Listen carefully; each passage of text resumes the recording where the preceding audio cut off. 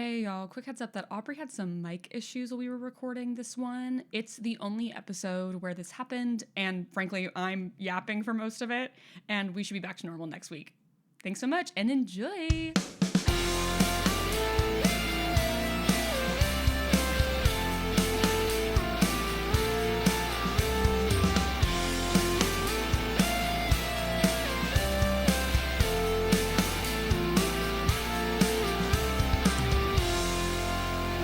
The restaurant I was at last night is raccoon themed. That just means that there was a bunch of like little raccoon things everywhere, like little guys, but also there was like paintings and there was one that was Bigfoot like caressing a raccoon, and I liked that. Have you ever seen that Miyazaki movie with the raccoons that have really big balls? No, I have not seen the Miyazaki cartoon with the raccoons that have really big balls. What is it? It's Pompoko, I think. It's an incredibly political one. Right now, go on Google Images and look up Pompoko, and it should be like the fourth image because later on in the movie, their balls get really big and they inflate and they fly off into the sky. Oh, that is some inflated ass ball sack, is what I'll say. Yeah. They're really cute before their balls get all big. It's a really interesting movie that has really interesting themes about environmentalism and capitalism and just society in general, but it pretty much just is remembered in the cultural zeitgeist as that one raccoon movie where they have really big balls. I mean, that makes sense. I think that that's a big swing, and sometimes when you do a big swing, you end up having the big swing be the thing that you're defined by. Yeah. I explained to several people what Rule 34 was last night. You hang out with normies. I guess I hang out with normies too. I guess I just spent a lot of time on the internet as a child. The longer I age, the more that I learned that not everyone was addicted to the internet as a child. Yeah, I used to just watch people get beheaded recreationally. Were you doing like 50-50 on Reddit? Yes, back when we were in our improv group in high school and we used to have LAN parties with the guys who were in the improv group, I wasn't invited to these.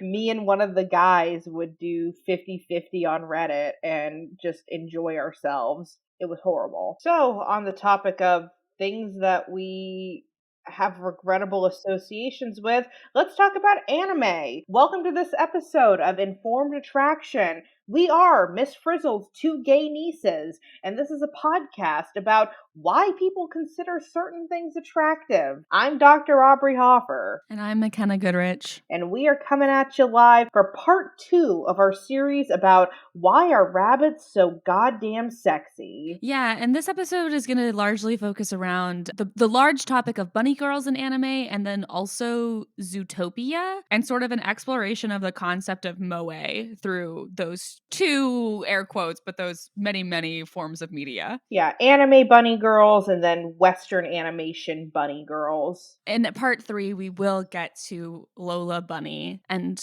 the controversy surrounding her 2021 redesign, which is just it's a whole episode. I read so many tweets. Speaking of the people who use Twitter, I feel like a lot of people who use Twitter also watch anime. I don't know. I guess I should preface this with I was a child who watched anime. I watched a lot of Yu-Gi-Oh, a lot of Pokemon, and I watched both Naruto and Naruto Shippuden. But besides that, I'm really on the outside of like weeb culture. And so I had not heard of most of the animes that we're going to talk about today, but I watched a lot. I've ruined my algorithm. Yeah, I was similarly a bit of a young weeb.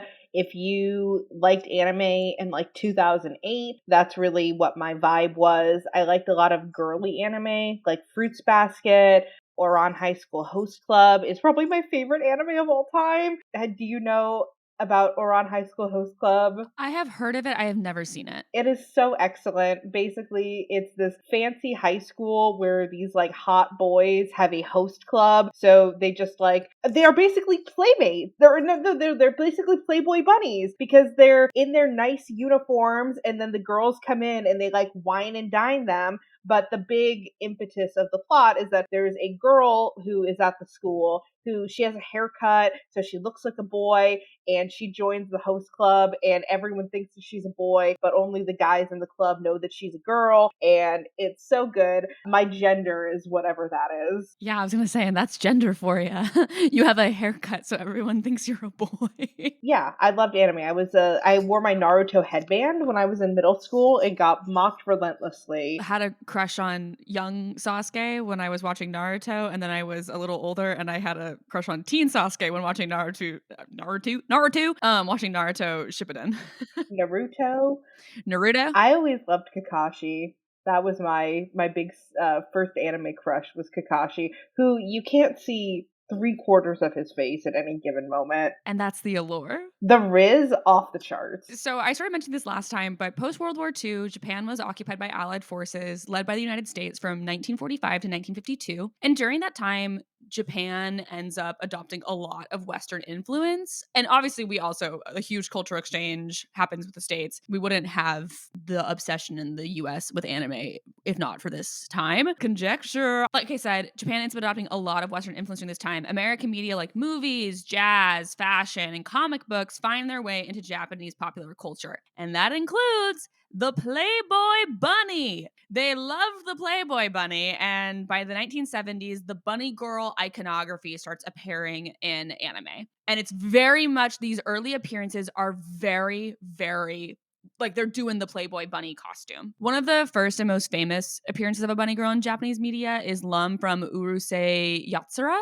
which was in 1978. And she wasn't a bunny girl in the traditional sense. There's just like, I think, a scene or a few scenes where she wears this bunny costume. So, Aubrey, that first link is going to have what her costume in 1978 looks like. And so it's just pretty explicitly the Playboy bunny costume, except for it's pink. Yeah, she's so cute. Yeah, she's super cute. And then they did a redesign of her in like the reboot of the series. And if you click on that link, it's really fluffy. Like they make her fluffy. Oh, it's like made of plush now. That's cute. Yeah, and the tail is like huge. Yeah, it is. And the reason I found that is because men on Reddit were very upset about the redesign. A theme of like the next two parts of this episode is that men on the internet get very upset when you redesign a costume. Well, they've spent decades jerking off to one thing, and they really dislike when that is disrupted. Yeah. Bunny girls end up becoming a staple of fan service in anime, such as in Daikon 4 from 1983, which is a fan servicey animated short that featured a bunny suited girl fighting iconic sci-fi characters. If we want to watch a little bit of that, we can. I do. Okay, great. I gotta watch 3 Grammarly ads first. Oh my god, she's so cute. Yeah, she's so cute. It's like she like fights Darth Vader, and it's like I believe the studio that made this made Evangelion. Oh. Is it Evangelion? I thought it was always like Evangelion or Oh, something. it's Evangelion. Oh, okay. Sorry, guys. I'm not trans, so I don't know. As soon as you start using any form of they pronouns, you learn how to pronounce Evangelion. I went to a Father John Misty concert this week and bought his official merch that has Shinji and Misato from Evangelion on it. So if you're mad at me later for not knowing things or mispronouncing words, remember this moment. But it is fan service. Like, obviously, she's like fighting many. I'm watching a whole sequence where you like see the Millennium Falcon. It's right so now. cute. It's got amazing music. Yeah, she's like flying on a sword. Yeah, it's just fun. It's very sweet. It's very fun. And it's like she's in a bunny costume, and obviously that is fan servicey, but it's not, I don't think she's like overtly sexual. She does not have big ol' anime titties. Like, she's mostly just like a cute girl fighting a bunch of weird shit. Oh, they're just like it's just a dune sandworm. That's awesome. Yeah, I mean, it's to me no more harmful than I don't know any example in fantasy where the male characters are wearing full suits of armor and the women are wearing dental floss. Yeah. And she has tights on. Like she's pretty covered Yeah. in this, as it were. Oh yeah, this is definitely the Evangelion studio because the whole planet is turning to ice right now and they love to have the world destroyed. She's also pretty jacked is the other thing. Yeah. Like she's strong. Yeah, she's athletic. She's doing it. Yeah, so that's this bunny girl. Oh, Power Rangers! Wait, I'm getting so excited. Okay, this is just like fan service because I'm just like, oh, I know what that is. So, anyways, that's Daikon 4. It seems like in general, the bunny girl is really associated with a fan service oriented character. And like that like is a trope with bunny girls in general is if the whole character is a bunny girl, it's like a fan servicey character. And moments where a non-bunny girl wears a bunny costume is like a fan service moment in an anime. There's a huge, huge trope of like a strong female character getting forced into a bunny suit and hating it. But then she looks all cute in the bunny costume. Yes, and she got her arm crossed, so of course her titties are getting pushed up. It to me seems like the equivalent in Western media, or yeah, like Western live action media, when you have a character seeing a female character in a bikini for the first time, and it like pans up her body all slowly as she's walking, and she's like, "Guys, let's go to the beach," and they're like, "She's had titties the whole time." The one example of that I can think of right now is from that movie with Adam Sandler and Jennifer Aniston, where we're supposed to believe that anyone would think Jennifer Aniston is ugly until she puts on a swimsuit. And I remember watching that movie and that moment happening and me going, okay, that's enough. That's crazy. Just go with it. Is that what that movie's called? I don't know. I have no idea. I completely believe that there's a movie with Adam Sandler and Jennifer Aniston. I have no recollection of it whatsoever. And that's fine. So there are a lot of examples of bunny girls. What we're going to talk about is not comprehensive at all. I like made a list and then I ended up watching a bunch of compilations on YouTube and it was a wild time.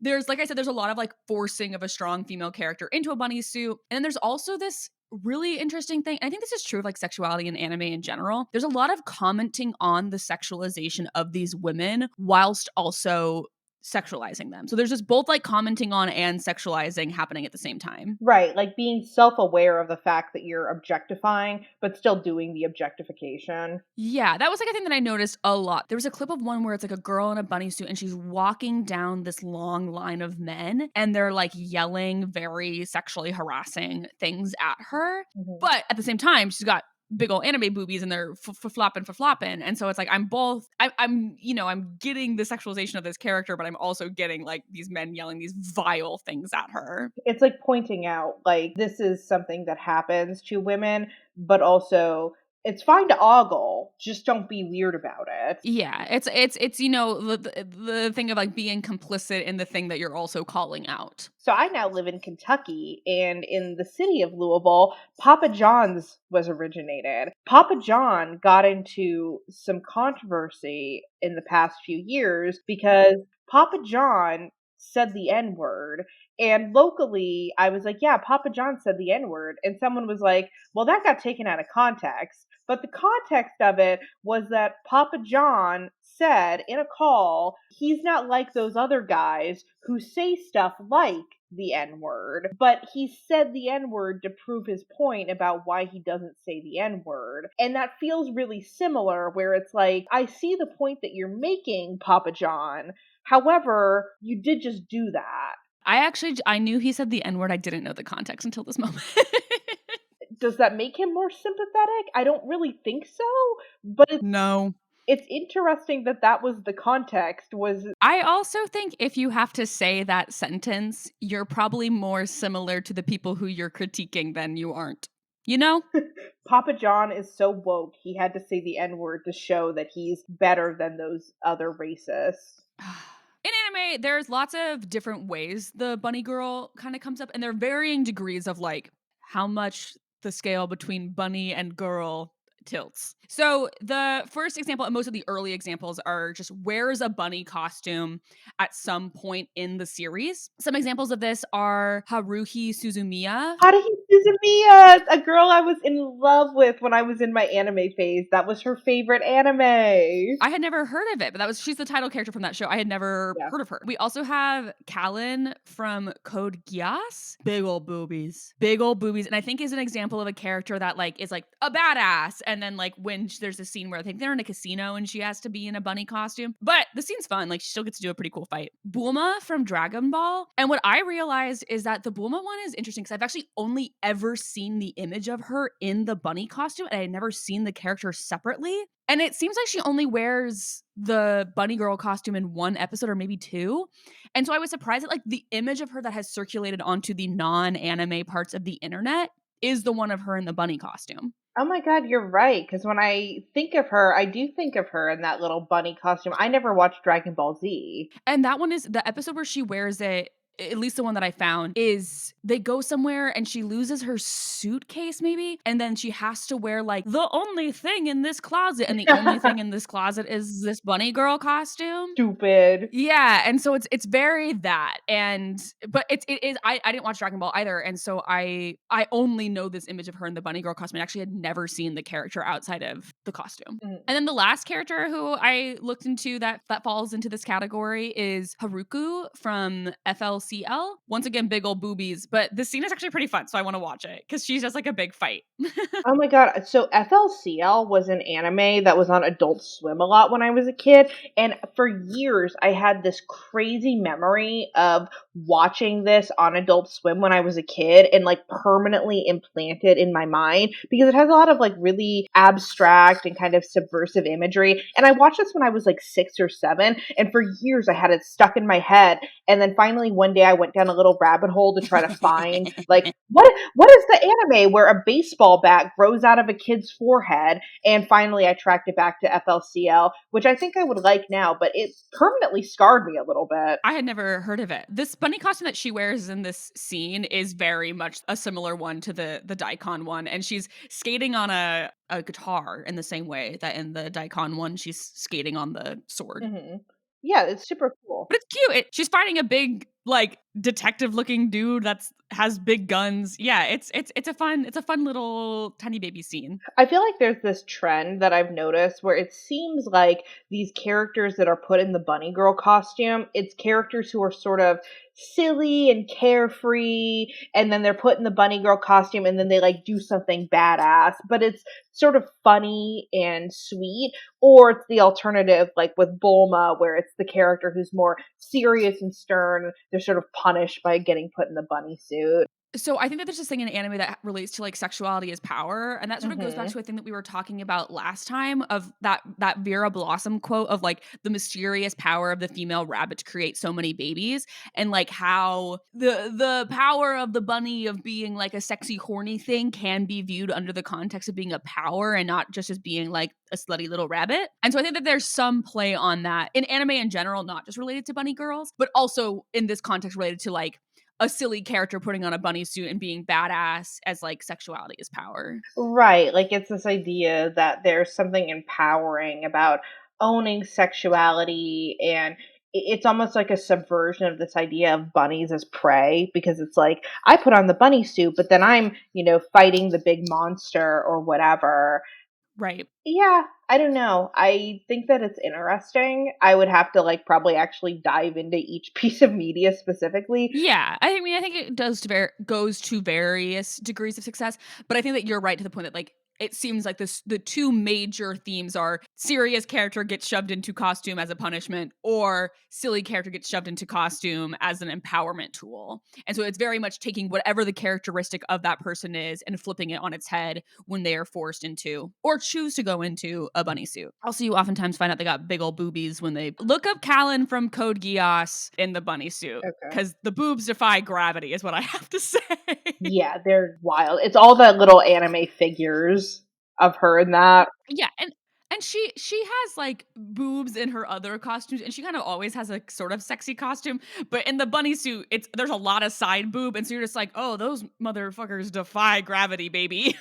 I think that's also what I think is interesting about the way the bunny suit looks is that obviously it's very tits forward, but it's also like basically a thong in the back. So it's also ass and legs. Like pretty much it's every part of the female body that gets sexualized is out. Yeah, exactly. And I think that that gets into what I find with Lola Bunny is people are very focused on her boobs. And what I find with Judy Hopps is people are very focused on her ass. I don't like that. I The only thing I know about Zootopia is the abortion comic. And we'll get there because I don't know anything about the abortion comic, but I know a lot about Zootopia. So, the second sort of form in anime that we see is the rabbit costume for a character being a more permanent or recurring thing. So, for example, Yoshino Himekawa from Data Live, in her spirit form, is a rabbit or has a rabbit costume on at least. Same thing in Full Moon Wo Sagashite, the character Meiroko Yui in her Shinigami form, which is her afterlife form. It literally means Grim Reaper, I think. She's has like a rabbit vibe. And then the last one who I found in this trope is Usada from Digi Sharat. She like rolls a dice and turns into her bunny girl form. And so these are all ones that have a form where they are a bunny, but are not permanently a bunny and aren't just like a human in a bunny costume. Right. I'm trying to remember one from when I was a kid. Oh, there was Tokyo Mew Mew, I think had a bunny girl. What is that? Tokyo Mew Mew was a like magical girl anime. Okay. So basically, like a group of friends who all get magical powers, but they all have like animal powers or motifs. So like the main girl of Tokyo Mew Mew, it basically becomes like a cat girl when she's a magical girl. Mm. And I remember one is like a wolf girl. Let's see. Bunny. Yes, Barry from Tokyo Mew Mew. Yeah, that's definitely in this. Several of the ones I named are magical girl animes as well because they are similar things where it's like they do this thing and then they turn into a animal spirit kind of vibe. Yeah, like it's a transformation, right? So it's like she's normally just a cute little blonde girl, but then she becomes a bunny girl when she has her powers. I think her character, I think it makes sense that she's like the bunny girl because she's just like super cute and bubbly, and then she becomes a bunny, and that's like, her little personality. And then sort of the third thing we see, the third sort of big trope we see with bunny girls in anime is basically actually a rabbit. So like physically is like a rabbit person or is a rabbit period. This is Cuckoo from I've Been Killing Slimes. She is technically a species called an al mirage, which is a mythical creature resembling a one-horned hare or rabbit that's mentioned in medieval Arabic literature. And so it's this race in I've Been Killing Slimes. And so she is an al mirage. Okay. Another one of these is Choo Choo in Show by Rocks.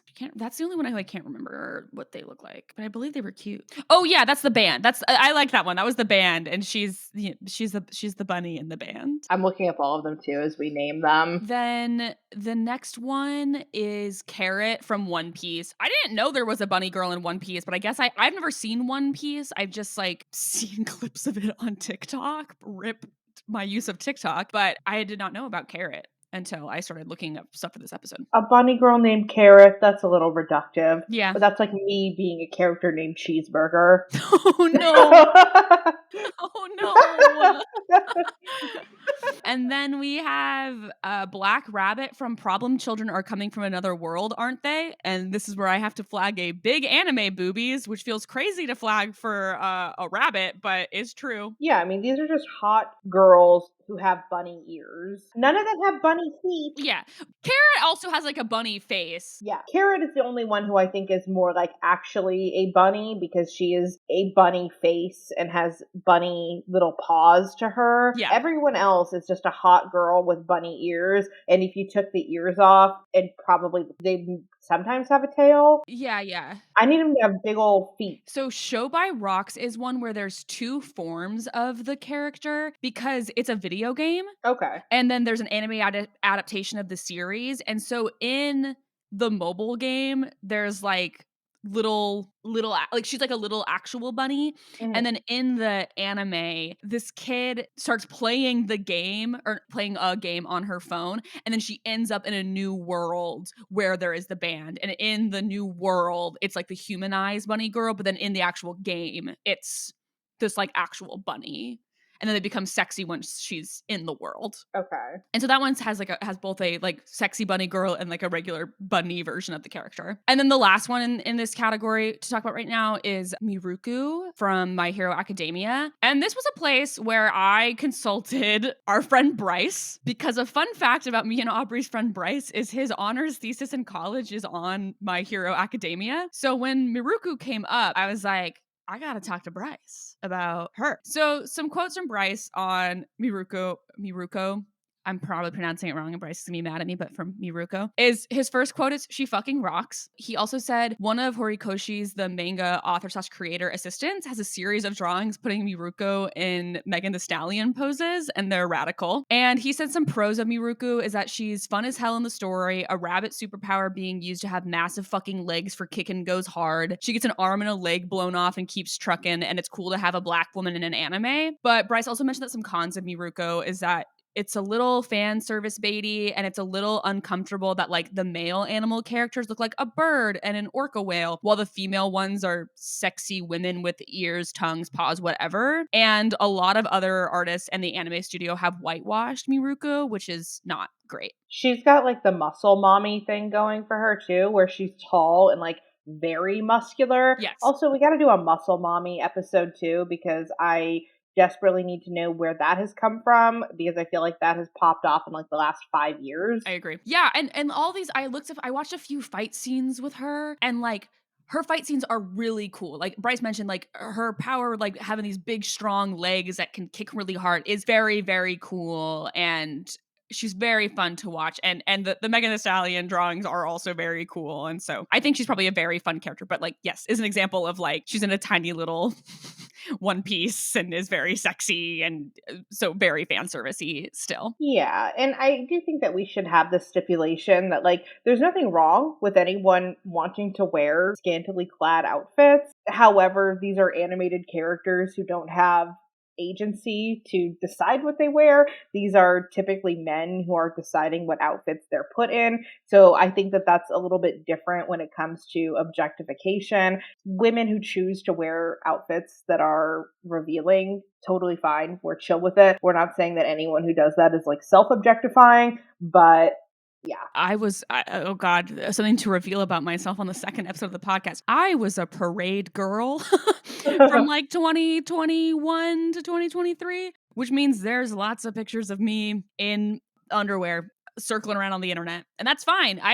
But I think, yeah, it's the reinforcement of these stereotypes by men as the ones who are constantly drawing the women in these positions, and also as Bryce sort of points out in the difference between the male animal characters in My Hero Academia versus the female animal characters. It's like, why do the male animal characters look one way, look more animal like, whereas the women still have to adhere to this sexy lady trope? Well, it's like that old thing where whenever you have, even in Western media, right, if you have a dog and that's a girl, and then you have a dog that's a boy, the boy dog will look like a normal dog, and then the girl dog will look exactly the same, but has to have big old eyelashes or like a bow or something to be like, this is the girl one. Yeah, the idea of like male as default, as and then the women is something extra. This sort of brings us into this concept of moe, which Aubrey, you have heard of. What is your working definition of moe? To me, moe evokes this idea of a character who's cute and you want to like protect the cute character. I think I remember watching anime when I was younger, and characters who embodied that moe idea were just, yeah, super cutesy and adorable. Yeah, so the word is derived from the verb moeru, or to burn. It refers to this intense feeling of pure love of fan experiences with regard to a fictional character. And so it's basically things that you do, traits, whatever, that create strong affection towards characters in anime, manga, video games, and other media directed at the otaku market. And if you're wondering what otaku means, the internet has taught me that it basically means nerd or geek and refers to both the person and the subculture from what I've read. I'm not well versed in otaku culture and do not claim it. I mostly know it from the Megan Thee Stallion song. I do know that otaku is one of those cultural terms that has really evolved and shifted depending on where and how it's used. It has like a slightly different definition in Japan than how we use it in the US and much of the West in general. So in Japan, it's used to describe someone with an obsessive interest in anything, not just anime or manga. Historically, it had a negative or at least socially awkward connotation. Being called an otaku could imply that you were a recluse or overly obsessed with something in a way that distanced you from normal society. But in modern usage, it's become a bit softer, especially among younger people and with the rise of like cool Japan culture. But it's still a term that can carry stigma depending on the context. But in the US and much of the West in general, We borrowed that term, but it took on a much more narrow and positive meaning. It's used to describe fans of anime, manga, and Japanese pop culture, that like nerd meaning. And it's often worn like a badge of honor, especially within fan communities. And some people like use it to proudly identify themselves as super fans. All to say, it's a term that has a slightly different meaning in both places. Japanese people might find the Western usage kind of strange or even cringy because it has a much heavier connotation in Japan. Okay, so maybe I knew a little bit more than I thought I did, including that it's manga, even though I just said manga like 90 times. But moe in general has gained usage to what Aubrey was referring to, which is these feelings of affection towards any subject. It's related to the concept of neoteny and the feeling of cuteness that a character can evoke. Yeah, so basically characters who look very vulnerable and sweet. They're embodying this idea that you as the viewer want to, I don't know, snuggle them or give them soup or something. And like neoteny is the retention of juvenile features in an adult animal specifically. Yeah. Or you also hear it referred to as like juvenilization. Mhm. And so it's the idea of like things keeping its childlike, its juvenile qualities and making it making you want to take care of it. Right, or I'm thinking like characters in like their chibi forms and Yes. when they're like really simplified and sort of babyfied and you just want to pick it up and be like, ah!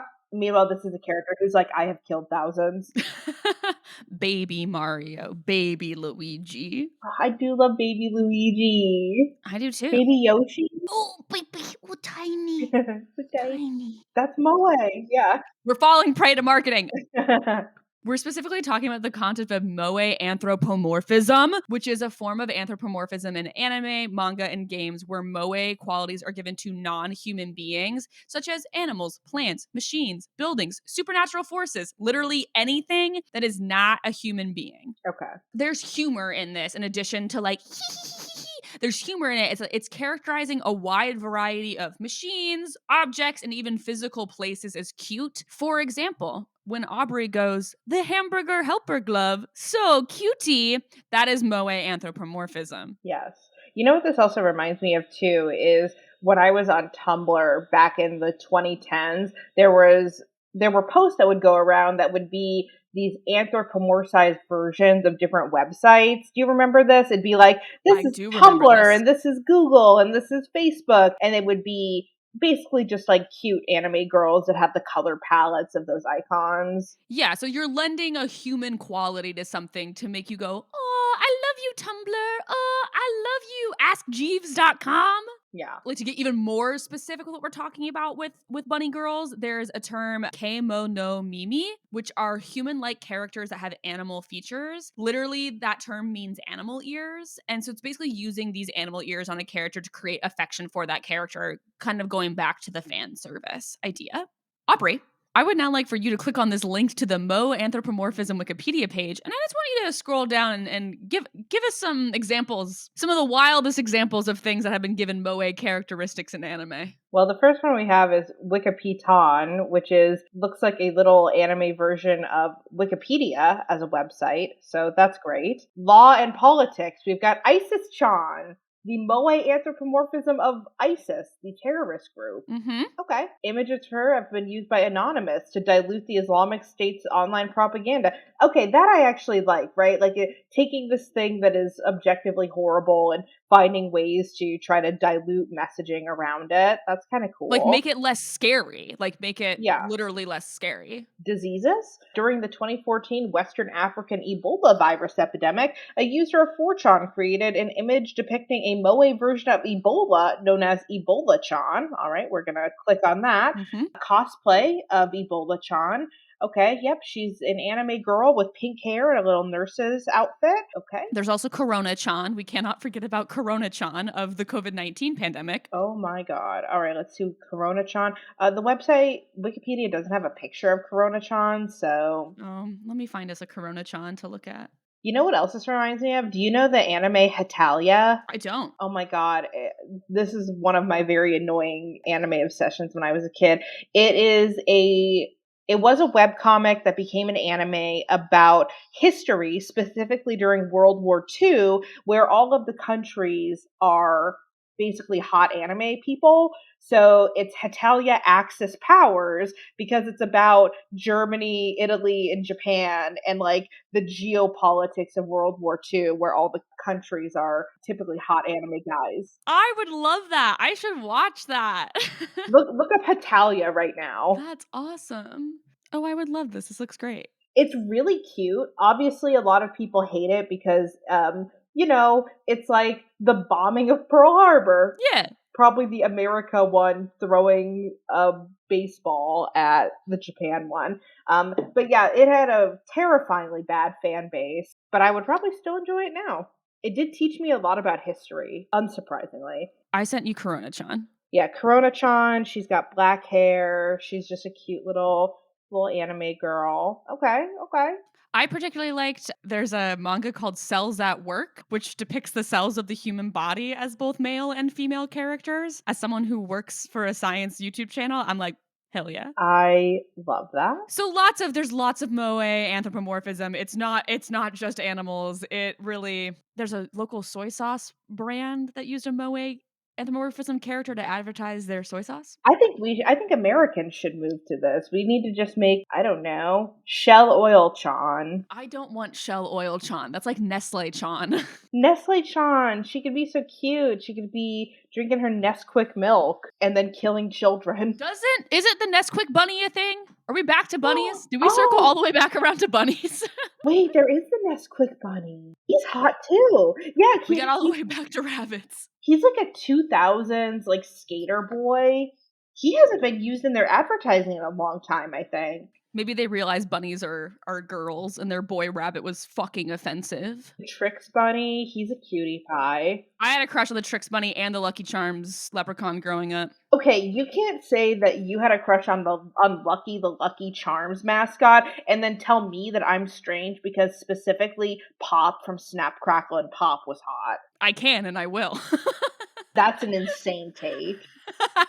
Some subversions on or other takes on the bunny girl trope. There's an anime that has a great name, as my favorite name out of any of the ones I looked up this week. Rascal Does Not Dream of Bunny Girl Senpai. And the character of Mai is basically a famous actress / model that's trying to be normal and go to school. And there's this really harrowing scene. Actually, Aubrey, I'll get the link for you because we should watch it. Okay. She wears a bunny costume in the school library and no one can see her or notices her besides the protagonist Sakuta. So what happened? She's like a famous actress and then she all of a sudden no one can see her except this one guy? Yeah, and it's to me it feels a little unclear whether no one can see her or whether it's like referencing the fact that when she sexualizes herself, just no one looks at her. Mm-hmm. I have not watched the whole anime, and so I don't want to speak too much like what the intent of what they're doing is here. But the scene, I just sent it to you, is really, really interesting because it's just kind of haunting to see this like very traditionally sexy bunny girl in an anime and just no one is looking at her. Interesting. Yeah, she's walking through. She's leaning over, she's tapping on people, does have some boob jiggle going on. Yep. And only our protagonist guy is like, what the fuck? Yeah, so I guess the idea is that like she's only really anonymous. When she's in the bunny costume. And yeah, it's the same thing. Like there's full on jiggle physics and no one looks at her. And the music is really, really foreboding and scary. Mm-hmm. So it's just like the imagery of this like sexy bunny girl contrast with this like very stark and harrowing situation. Yeah, that seems like a really interesting take on this trope and probably the most self-aware version that we've seen so far. Yeah, so this was the one that I was like, okay, I'm gonna watch the whole show now. So I have not done that yet, but I will at some point watch all of this series because this one, that scene really got me. And then the sort of like last sort of subversion or other take on the trope I wanted to talk about was Haru in Beastars. And so the internet made me think that Haru was looked down on and sexually objectified for being a rabbit and basically is a slut because she is a rabbit. And when she becomes sexually active, everyone is like, you're a slut and I don't want to hang out with you. That's how the internet described it. But then when I spoke to our anime man, Bryce, he said she sleeps around with a bunch of different animal men to have a sense of control because she is a small, fragile prey animal in a world dominated by large predators and bigger, stronger herbivores.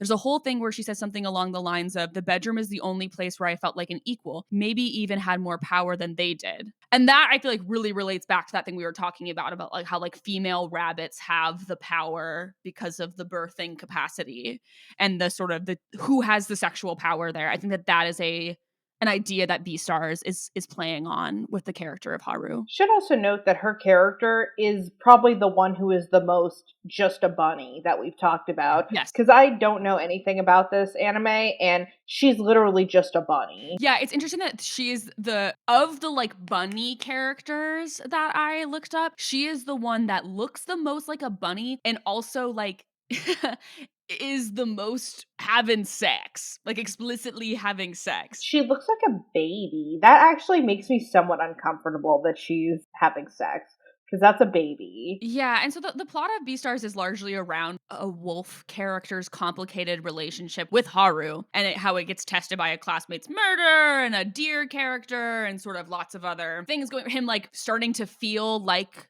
a predator. It's got some like Beastars from what I read about it feels like a parallel universe to Zootopia because it takes place in like a modern civilized world where there's a cultural divide between carnivores and herbivores, which is a very similar thing to what's going on in Zootopia. Okay. Zootopia feels like the kind of the utopian version of Beastars. Interesting. You know, when Zootopia came out, I really decided I am not going to participate in this. And that has been how I've stayed ever since, with the exception of the Zootopia abortion comic. And you get 3 side quests before we get to Zootopia, where I will tell you all about what you've been missing. Yeah. Bryce did also want me to note that the reason why he thinks that sort of internet perception I got about Haru is wrong is because there are other rabbits who are not fucking, but Haru is fucking. Okay. So the 3 side quests I wanted to go on before we get to Zootopia is I got really into the world of anime figures and the r/anime figures subreddit while researching this. So I don't understand anime figures. Is the goal that you jerk off on it? I think there, like with any collector's item, there are many different goals, you know? Okay. Like some people just collect them like a Funko Pop, and some people want to be straight jorking it to their anime figures. Okay. I found this thread that was like called like anyone else tired of bunny girls. Okay. And a comment that I thought was really prescient was I think some bunnies are cute, but I do agree that this sub is filled with 90% of bunny girls or half naked, not safe for work posts. LMAO. The vast majority of figure collectors are straight males, so it makes sense. And I will say, from scrolling through this subreddit, I saw so many bunny girls and I saw so many half naked anime figures. And Bryce said that, like, from his experience being in the anime world, like, almost every character has a bunny girl option to get as an anime figure, even if if that doesn't exist in the world of the show. Right. It's like having a character in a bikini. Exactly. Yeah. The other side quest I thought would be fun. You mentioned this in the last episode. Lopunny is the sexy Pokemon rabbit. There are many Pokemon who are sexy, and I think will be worth talking about them at length sometime. Lopunny is a very sexy Pokemon.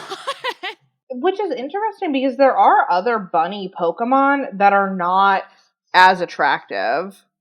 Well, and I think the thing with Lopunny is so she has these like fluffy sort of cuffs on her wrists, but the way that you often see Lopunny depicted is in that Playboy bunny girl stance where ass out, chest forward, and her hands are often in front of her chest, which makes those fluffs come together to look like breasts. Oh, I didn't even realize that were her arms. I thought that she just had a big fluffy tit. No. Those are her arms. Those are her arms and her hands. Oh, that was such intentional design with that. Correct. That's actually kind of gross. And so, yeah, like if you ever see Lopunny in motion, then it's I mean, she's still got a big ass. Lopunny is drawn with a big ass, but when you see Lopunny like in motion and the arms are out, it loses all chest. That is just like intentional design that when she's sort of in her like NPC loading mode, boobies. Yeah. Oh, okay. I actually hate that. That makes me very sad. And then the last side quest I wanted to go down is there was this other form of moe that came up when I was looking into it that's called gap moe, which is the idea of like a character's appearance and its personality not matching up and like the humor that arrives from that. So it's like, a cute character being like, fuck you, bitch. Like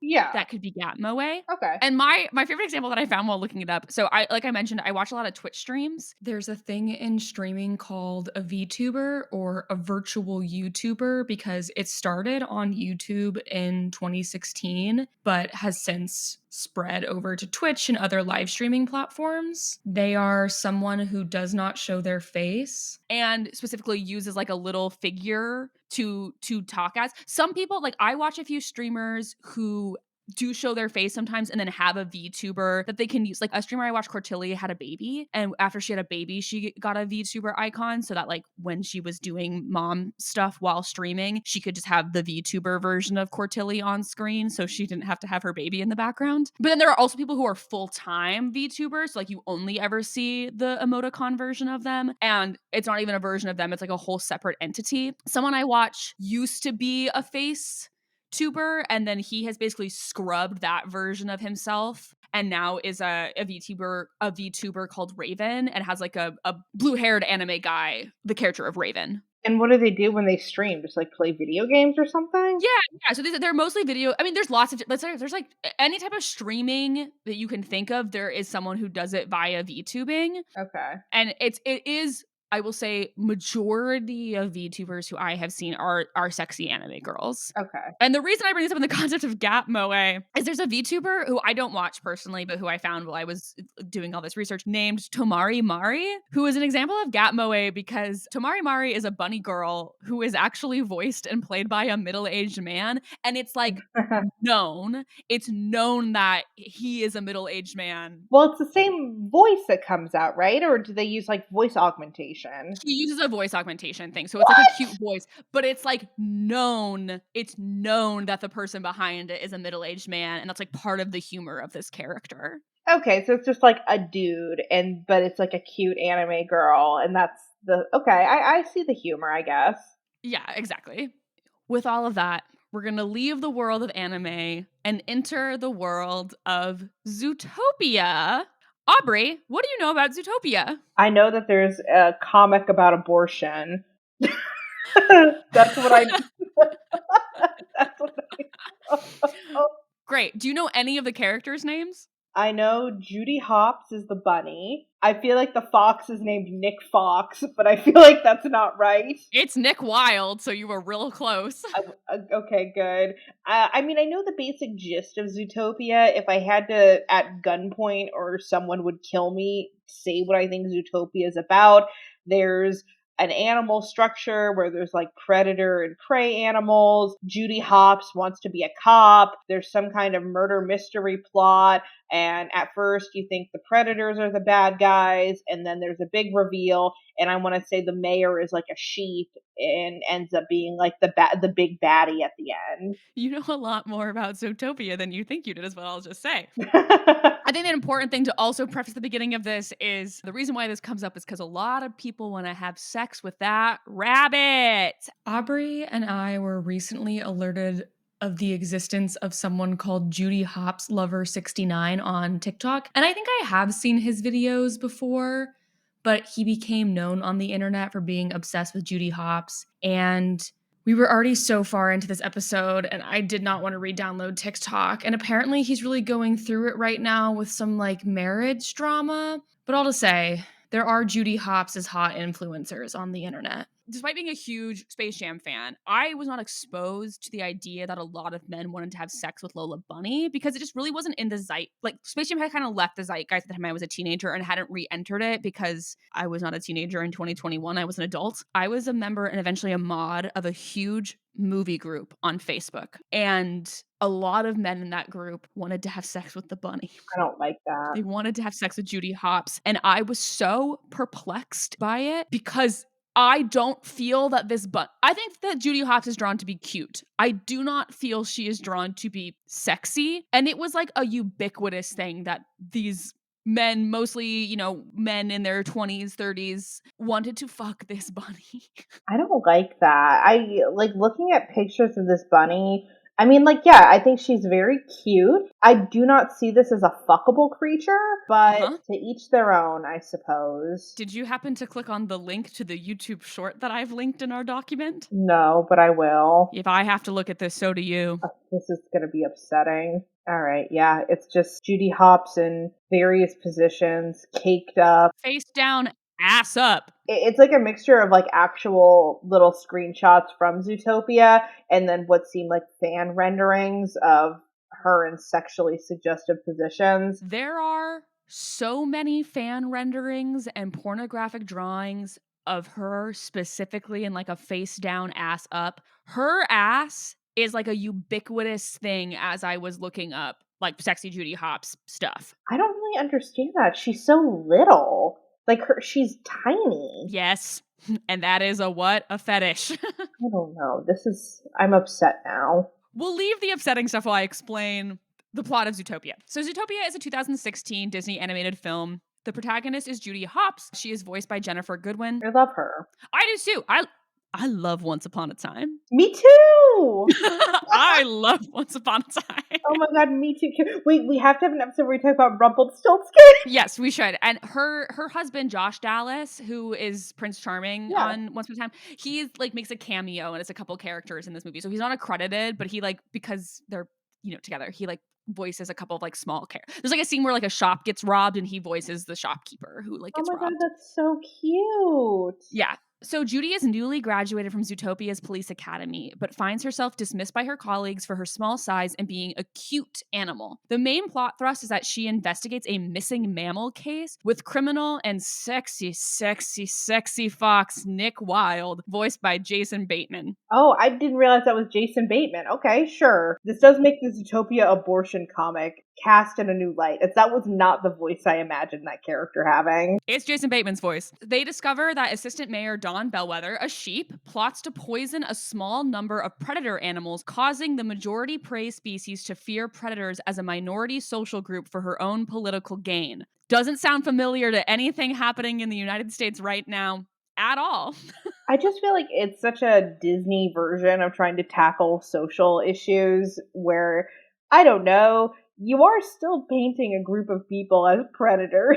Yeah, but at the time it was like very much drawn as like an allegory for racism in general. It came out before Donald Trump was elected president the first time, but I think it is commenting on that general political vibe towards the end of the Obama era. Yeah. There is actually a lot of academic literature about Zootopia, and I entered into this whole world of like scholarship about cuteness. Okay. So there was this big article I read about it called On War and Cuteness, The Utopian Politics of Disney's Zootopia. It's by Kevin Chu. And he describes Hopps as having large effective surfaces, including her oversized eyes and eminently mobile and expressive ears. And that's true. She just has big ears and big eyes. She's a bunny. In the movie, Hopps is clearly self-conscious and angry about this cute label. She objects to Clawhauser, who's a cheetah who works as a dispatcher and desk sergeant for Zootopia's police department's first precinct where she works, calling her even cuter than I thought you'd be.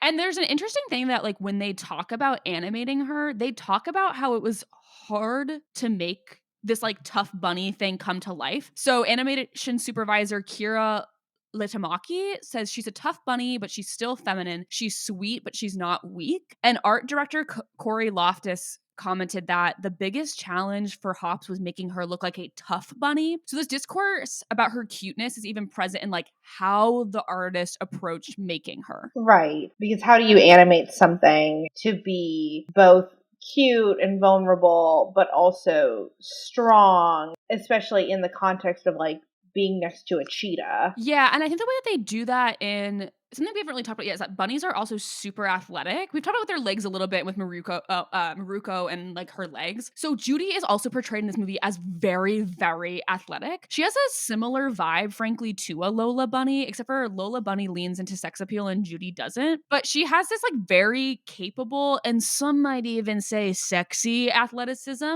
There's a scene in the movie where she's chasing a criminal called Duke Weaselton, and his movements are really more like cartoonish and silly, and hers are much more athletic and like more real to how rabbits actually move. Right. Okay, that's cool. Yeah, it's cool. I mean, it's a cool scene. It's cool. I like Zootopia, I should say.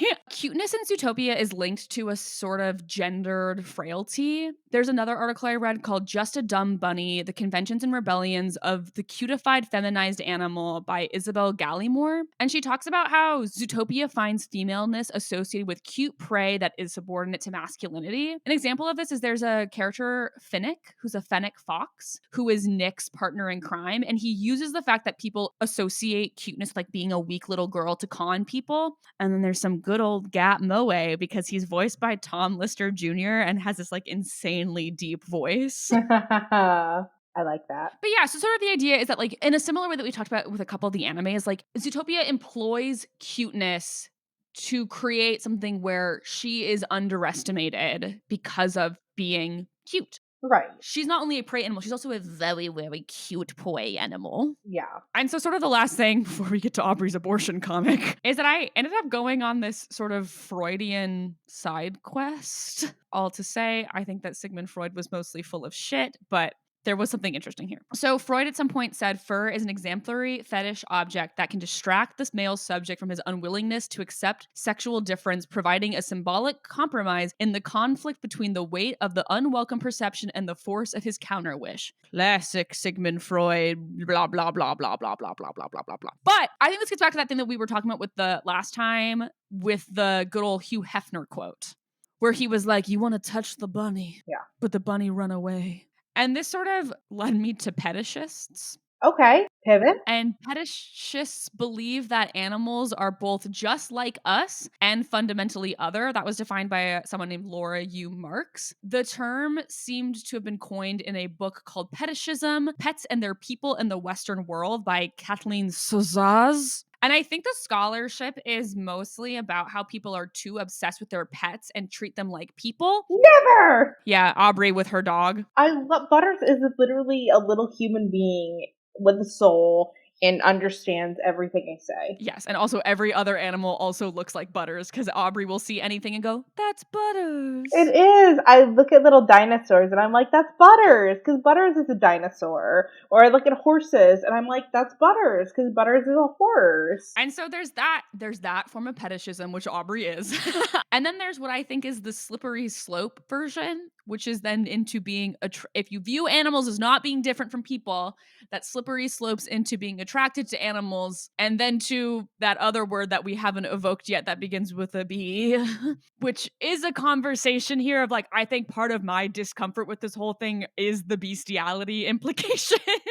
Well, right. I think that, I mean, furries aren't into bestiality. Like, they just like that anthropomorphism of the animal. I think that is what has made me so, when I think about like the parts of most of the anime stuff, I actually don't find uncomfortable at all. No. The ones that I find uncomfortable the most are the Caramel Bunny and Judy Hopps because I think they look the most like actual rabbits. Like those sort of like porn renderings of Judy Hopps made me so uncomfortable because it just looks like a rabbit. Yeah. Like, because the anime girl with the bunny ears, I'm like, there's still like a pussy and stuff there. Whereas Judy Hopps, I'm like, that's a bunny pussy. And that makes me more uncomfortable.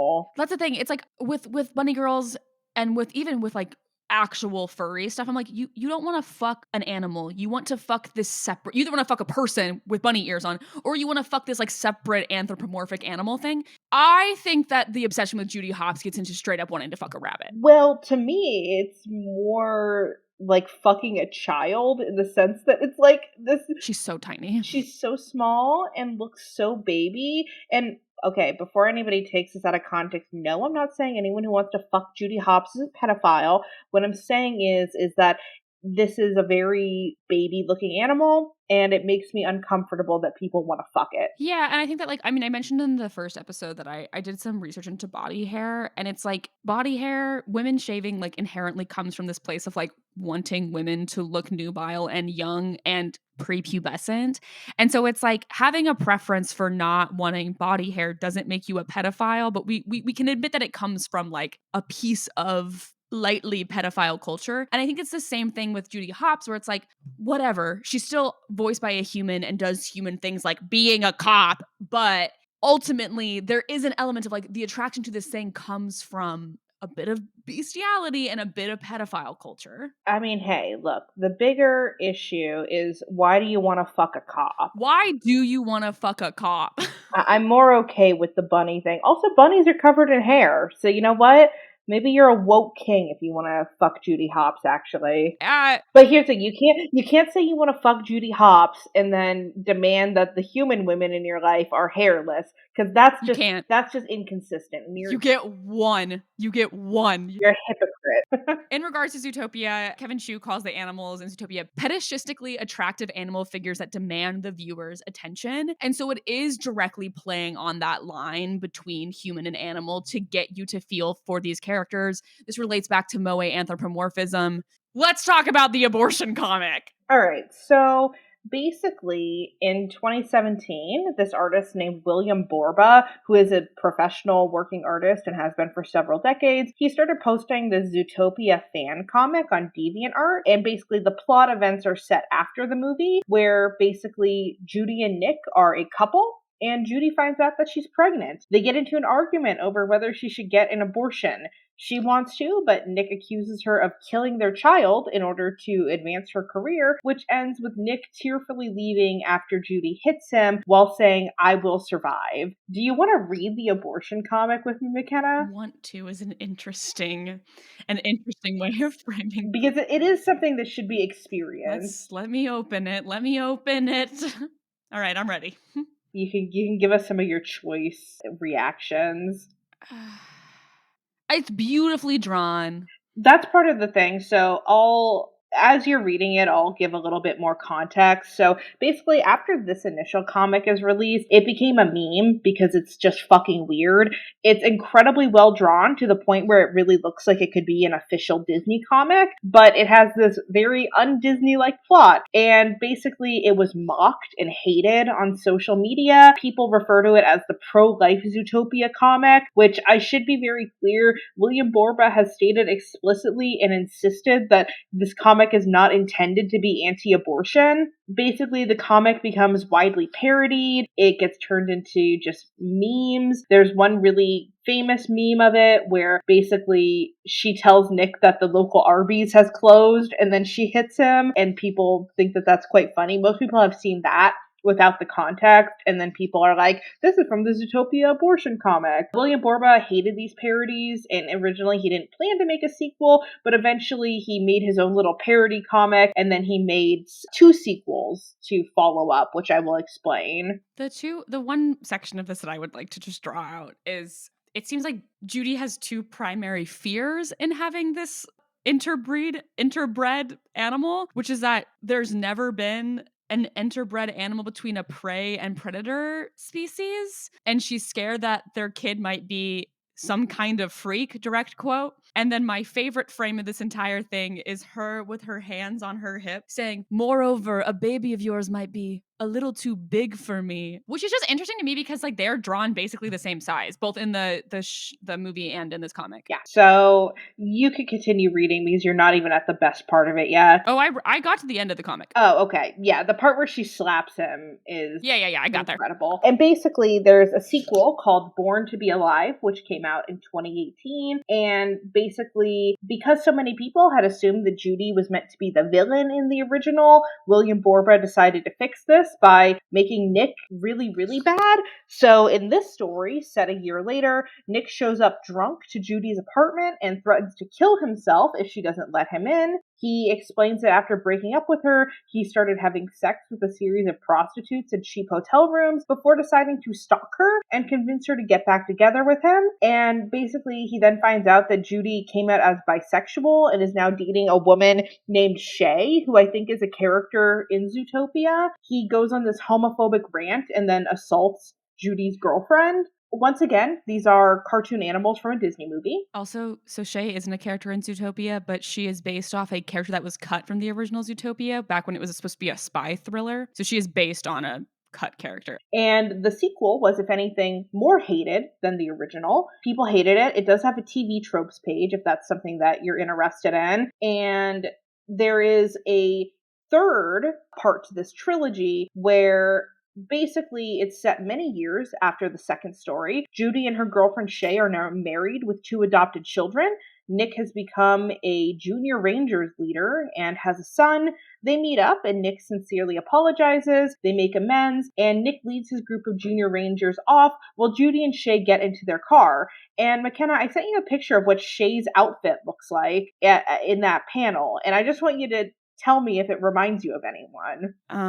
Is this going to be the JFK assassination? So Shay is in an outfit that looks like Jackie Kennedy's the day that John F. Kennedy was murdered. And Uh-huh. yeah, so then I just sent you the next panel that's after that, and you can just I'd like to just get your reaction of that. Oh, yeah, Judy's for real JFK. She's in a little suit and there's a grassy knoll in the background. Yeah, and she's just in somebody's sniper sights. And basically, she gets shot in the head, JFK style. And it turns out that she was shot simultaneously by a fascist elephant disguised as a bear and a socialist bear disguised as a donkey. Because you see, it's political satire. And then there's another plot twist where it's revealed that the bullets were actually paintballs filled with cherry jam, and Judy's fine. The blood coming out of her head was just cherry jam splashing everywhere. So basically, the thought is that he just made this last comic to throw everyone off who was trying to find any kind of theme or deeper message. And, basically, he released this first comic as probably a sincere fan art attempt, got absolutely wrecked by strangers on the internet, and then kind of just trolled people for the sequels. I find it so interesting, and I think about the Zootopia abortion comic frequently. As a JFK conspiracy theorist, I love it. So that's that series. Next week, we will get into something that has nothing to do with abortion. We will get into Lola Bunny, how she came to be, and why people were so mad when she stopped being sexy in 2021. Aubrey, any final thoughts on Bunny Girls or on Zootopia? I think that we should have more bunny boys out there, and I'd like everyone to know that no matter what your gender is, you can be a sexy bunny. So please don't let that hold you back. And you can be sexually objectified on the internet by men in my movie Facebook group. Anybody can be sexually objectified if you just put yourself out there. And anyone can be shot JFK style in the back of the head.